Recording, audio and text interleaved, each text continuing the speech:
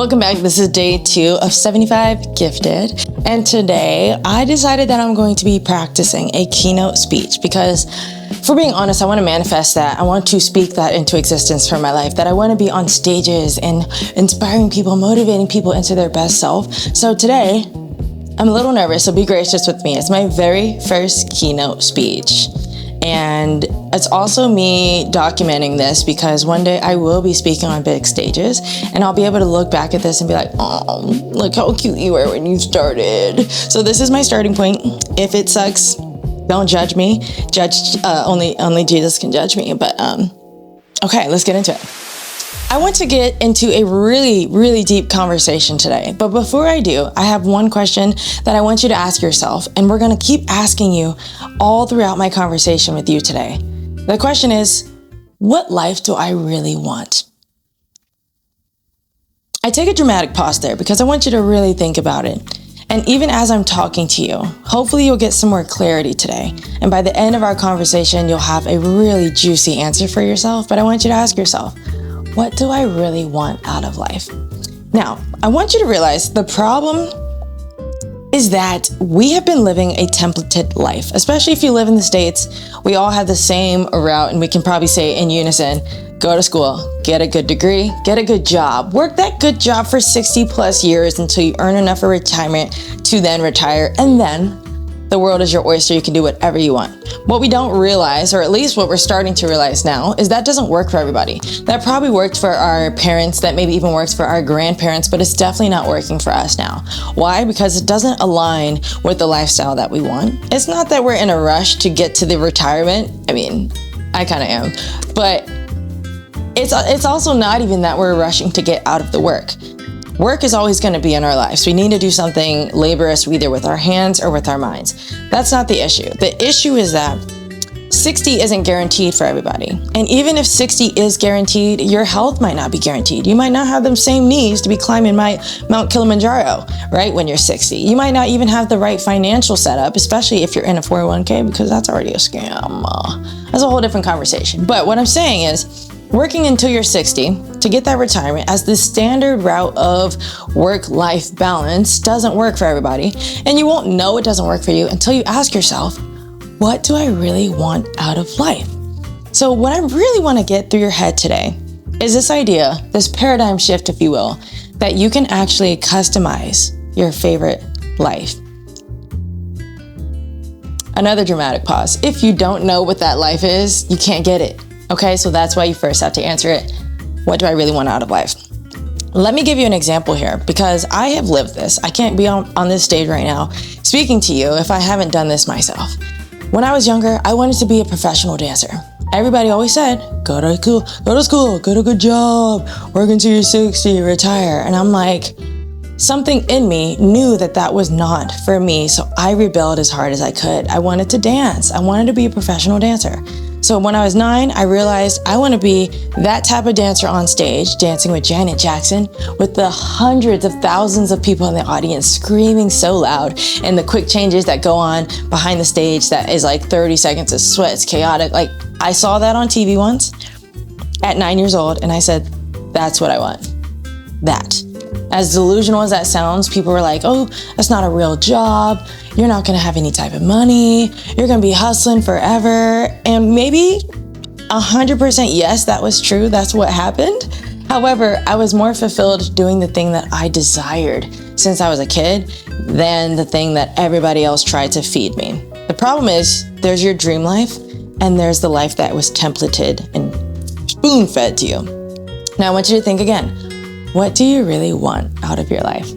The fact that we can customize this life is our permission slip to live, okay? So what is at the cost here when we are living this spoon-fed life? Well, if you think about it, your dreams, maybe that childhood dream of being a professional dancer, or insert your craziest childhood dream, is actually unrealistic. Who told you that? Somebody in this world told you that because they were spoon-fed the same dream, or the same life, I should say, which eliminated their dreams. So now it's just fear, feeding into fear, suppressing dream after dream after dream. So now your reality, your thought process is that this is not real. This is not attainable. This is crazy. I'd rather take the safe route. That's a problem, because if people aren't happy in the lives that they are living, then people are more cranky on the road. Is that not true? If people are more unsatisfied in these roles, then we are more stressed. And stress is the biggest cause of disease, death, illness, and all those types of things. So what do we do to fix that? Hopefully at the end of this conversation, you'll know, but you got to stick around, okay? So I feel your pain. I feel the pain. I have been really big on this quest of customizing my favorite life. And that comes down to a few things, but first it comes down to the shift. There needs to be a paradigm shift between this is what I was always told, therefore I believe it, other than this is what I believe, so this is what I'm going to tell. Do you see the difference? Because if you start to believe it, where does that really start? That starts in your mindset. You can't have a different life if you're always doing the same things. That's causing insanity, and we can't have you insane, my guy. You can't. So what that paradigm shift looks like is starting to tell yourself, I believe that I can achieve this. I believe that this is attainable for me. I deserve good things. It might start as affirmations. Affirmations are always something that sounds ridiculous until you start to believe it. That's the whole practice of affirmations. But it really comes down to even your habits. Your habits are going to be the biggest truth behind the things that you believe. You might think it, but do something else. And what are we going to believe all the time? Your actions, right? So get it into your mind that you can believe and attain this thing. Next, get it into your habits. Start moving like it. Position yourself as somebody who steps into their dreams. Maybe it's not even a crazy dream. Maybe like, let's say professional dancing is a crazy dream for you. Maybe it's, I want to move to Bali. That's a dream that I have. I want to move to Bali and I want to speak on big stages, okay? That might be crazy. That's not a real job. How are you gonna make money? That's not reliable. Like, none of it makes sense. But if you keep listening to the people around you telling you it doesn't make sense, you're going to believe that. So one, position yourself around people that will gas you up. Not in a delusion, 100% in a delusional way. You want people to gas you up. Those people that are rooting for you to feed into your delusions in a safe way. So changing your surroundings, changing your mindset, changing your language. One thing that I've been taking out of my vocabulary is I can't, I'm trying, and maybe. Maybe means that I'm already shortcutting the fruition of it. Trying doesn't exist. You either do and then you learn data from what worked and what didn't work, or you don't do it at all. So it's no such thing as trying. And what was the other one? Can't. Did I say I can't? Anytime I say I can't, I pom on the wrist and I say, never mind. I'm learning how to do this. I am teaching myself new skills. I messed up and that's okay, because how else would I learn? Your mistakes, our flaws, our failures are going to be the biggest teacher. And also it's going to be the biggest indicator to test us of what we really want out of our life. When we do something and get the data back, it's either that was really aligning, I like that a lot, or it was that flopped, I don't like that. Now, I don't want you to get adversity mixed with it's not aligned, because sometimes it didn't work and there's something that just needed to be tweaked in order for it to work and be more successful the next time. So I'm gonna give you a framework on how you can get out of the spoon-fed life that you, I'm not gonna say hate, but that you don't really favor that much, into a life where you can customize your favorite life. Here's the 3-point framework and you can write this down. Number 1 is you need to assess. Assess is going to be the biggest part, because like I said, if you don't know the life that you want, your favorite life, if you can't visualize it, you can't even customize your life to fit it. So we're going to take a moment of assessment. I want you to think of the things that you like to do, the things that you can do that you can be at it for a few hours and not realize how long time has gone by. That could be even down to, where do you feel most comfortable physically? Like, what location do you feel most peace? I like to say when I travel, okay, this place makes me feel at ease. This place is kind of, rambunctious. It got a lot of character. Like, I would like to see what characteristics each place that I go to feels like, so then I can also identify what type of environment I want to create in my life. You're assessing your hobbies, you're assessing your location, you're going to be assessing your ways of making money, your means of making money. That could tie into your hobby that you turn into a full-time job. You could also look back at all the skills that you've collected up until literally today and see how you can kind of mix and match them and make a specialty out of it, and then package it up, offer it to whoever will eat it up, and make that your full-time living. That is something, especially if there's skills that you enjoy, you like, you're good at, that can make you good money, and it's also something that the world needs more of. That's called your ikigai. That's literally your purpose in life. If you don't know what it is, go look it up. It's called ikigai. It's a Japanese principle of discovering your purpose. This might feel a little woo-woo, but assessing your heart. I want you to take note of how you feel when you're around certain people. How you feel when you're around certain situations or certain locations. Maybe coffee shops make you feel really good. Maybe traffic makes you feel really icky. Quick little story.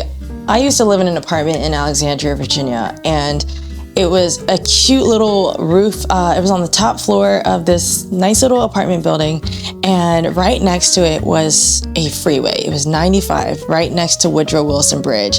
And it was fine during the day. Obviously, it wasn't the cutest view because it was a freeway.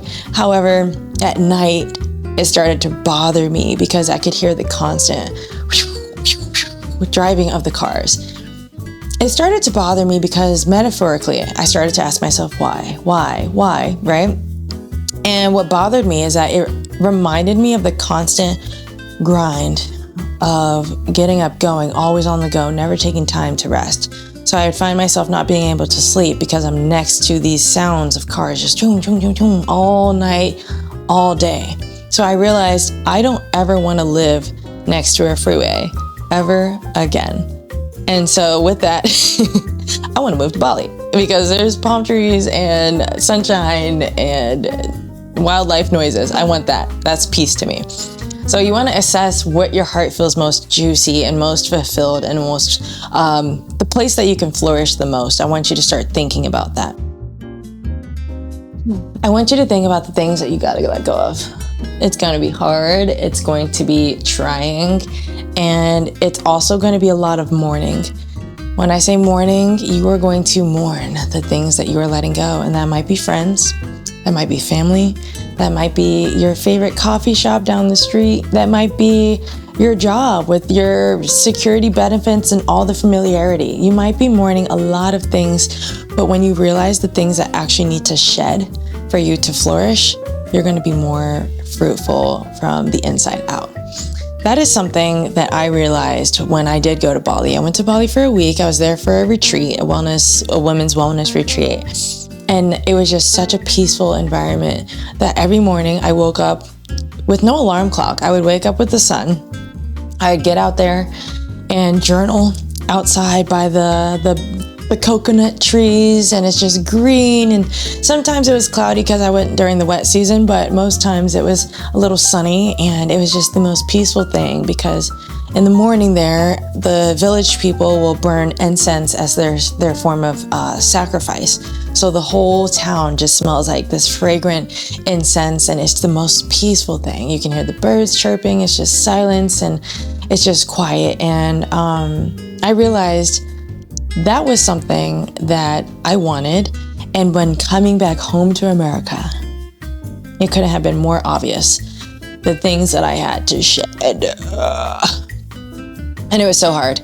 I had to shed some clients. I had to let go of some clients because they were just, I didn't realize it until I got that stillness, but they were messing with my peace. I had to shed that apartment because I could not live by that freeway anymore. And also I had to shed my mentality. I came home after having peace like that. Like I said, it's not about getting away from the work because I will never be afraid of doing the work. It was the type of work that I was doing. The type of work that I was doing was very laborious in the sense that as a content partner, right, I shoot photography for brands. I only shoot a few times a month because I only have a handful of clients at a time. However, I spend a lot of time behind my laptop, sending emails, pitching out, editing. Editing takes the most amount of time, but I'm literally so sedentary behind my laptop that I forget to take a walk even.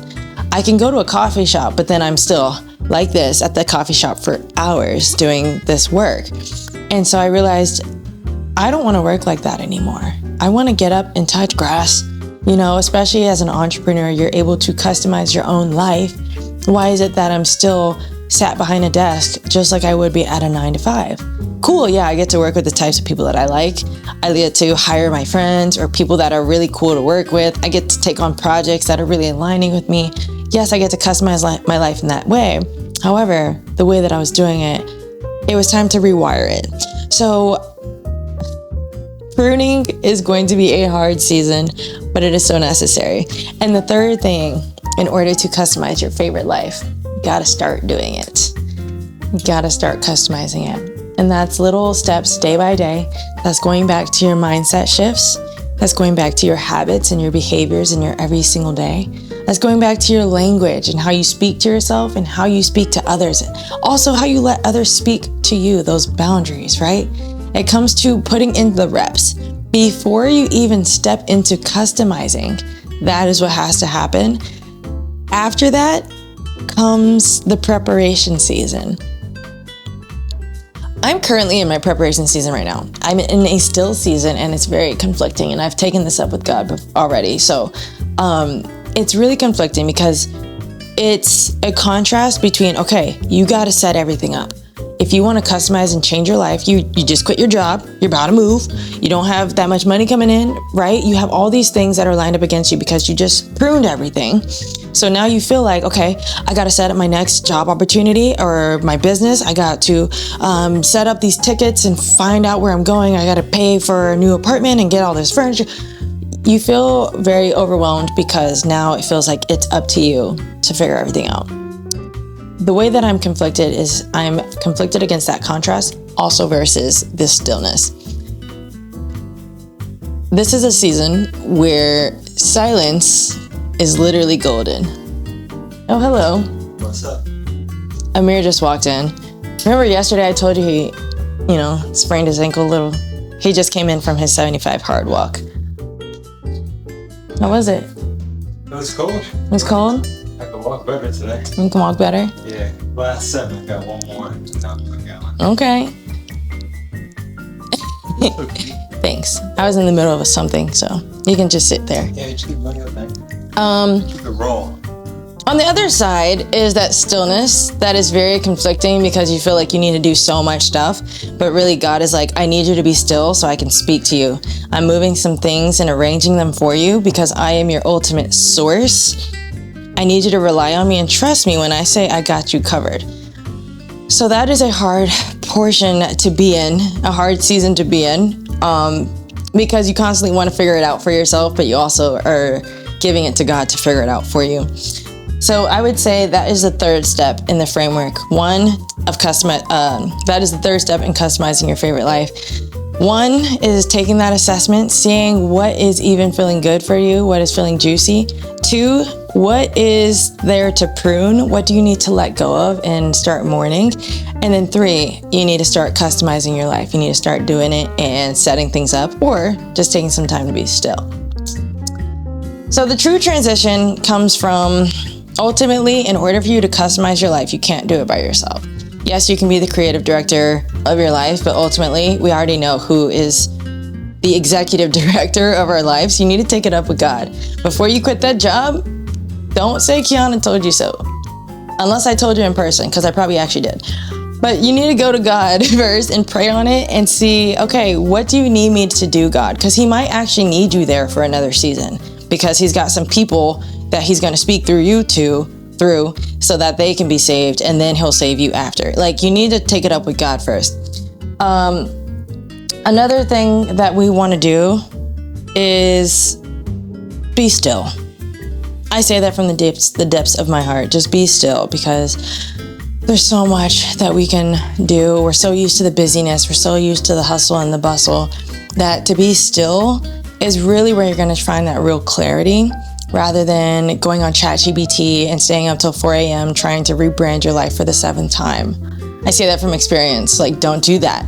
Go to that overlook down the road, drive 2 hours if you have to, rent a staycation at an Airbnb, and just go by yourself and be still. Journal, get your Bible out, sing some praise, some meditation, and you just need to be still. So like I said in the beginning, I'm gonna come back to this question. What do you really want out of your life? Dramatic pause, write it down, tell your partner or somebody next to you, put it in the comments, because that is going to be your mark of speaking it into existence. Like I said, I'm trying to speak this into existence, my keynote speaking. This is my very first one, and that's something that we're going to move forward into. So assess your life, make the changes, and then step fully into it, knowing that it's going to happen. That's all I have for you guys today. I hope you liked it. This is my very first keynote speaking. If you see me on stage in a few months from now or a few years, just know that you have been with me since the beginning, and I love you so much for that. So I hope you step into it. I hope you get to realize how much you can customize your favorite life, and I will see you guys tomorrow.